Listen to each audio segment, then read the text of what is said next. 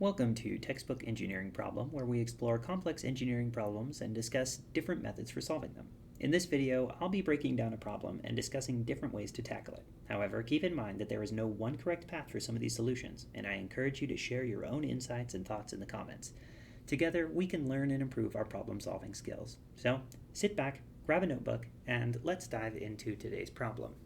Today we're working out of Elementary Principles of Chemical Processes, 3rd edition, and we're doing problem number 3.43. It says, a fluid of unknown density is used in 2 manometers, one sealed end, and the other across an orifice in a water pipeline. The readings shown here are obtained on a day when barometric pressure is 756 millimeters of mercury. Okay, and then they give us 2 diagrams here, and then they ask, what is the pressure drop in millimeters of mercury from point A to point B? Okay, so because the manometer fluid is unknown, right away I'm thinking, what is the density of the manometer fluid?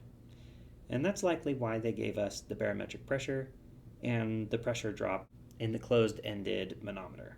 Okay, so that's the first place I'm going to tackle and see if I can figure out what the density of this fluid is. All right, so first off, I want to see what is the pressure at this point, PC. Okay, so I know that the atmospheric pressure is 756 millimeters of mercury. That's roughly equal to pascals. I like to transfer everything into pascals because it's easier to work with pascals and these heights and compare units here, because my gravity, I just have that memorized as 9.807 meters per second squared. If I wanted to work in other units, I would just have to rememorize something for whatever the gravity constant is for another unit. You guys for sure do not have to work in the same units I do. This is just what I'm used to using, and it's the standard units, and they work really well together if you transfer everything into standard units and then convert back to whatever you're really supposed to be working in. So that's generally the approach I take, but if you have a different method, you guys can use that and put it in the comments, see if there's an easier method that you could use. Other people might find it really helpful. Okay, so right off the bat I say, okay, atmospheric pressure is this, so when I'm using atmospheric pressure I don't use the normal 101,325 pascals. I have to convert this into pascals, and that's our atmospheric pressure. Okay. Then the pressure at PC on the left leg is equal to the atmospheric pressure. I've got this here, and then on the right leg I have that it's equal to 0, which is the closed end, so it's a vacuum, 0 plus the density of the manometer fluid times gravity times the head. Okay, so it looks like here I've got an equation where I can solve for the density because I know gravity, I know the head, and I know the atmospheric pressure. So let's solve for the density. Right here, we get that the density is 1422 kilograms per meter cubed.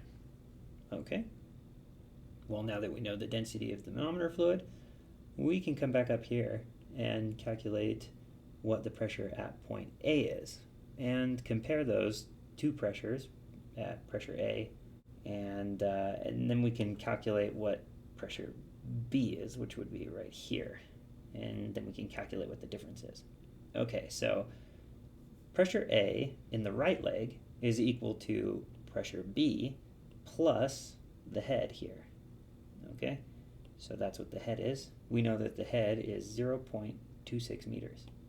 They gave that to us right there in the diagram. Okay, pressure A minus pressure B is what we're looking for, and that is equal to the density of the manometer fluid times gravity times the head.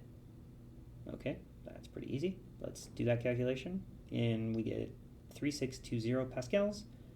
Now we convert that back into millimeters of mercury, and we get 27.2 millimeters of mercury.